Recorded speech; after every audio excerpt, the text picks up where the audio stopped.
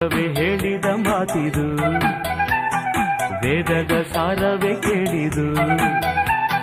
ನಾಳಿನ ಚಿಂತೆಯಲ್ಲಿ ಬಾಳಬಾರದು, ಬಾಳಿನ ಮೂಲವೆಲ್ಲಿ ಕೇಳಬಾರದು. ಪ್ರೀತಿ ಮಾಡಬಾರದು, ಮಾಡಿದರೆ ಜಗಕ್ಕೆ ಹೆದರಬಾರದು.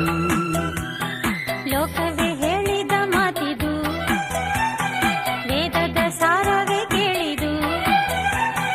ನಾಳಿನ ಚಿಂತೆಯಲ್ಲಿ ಬಾಳಬಾರದು, ಬಾಳಿನ ಮೂಲವೆಲ್ಲಿ ಕೇಳಬಾರದು.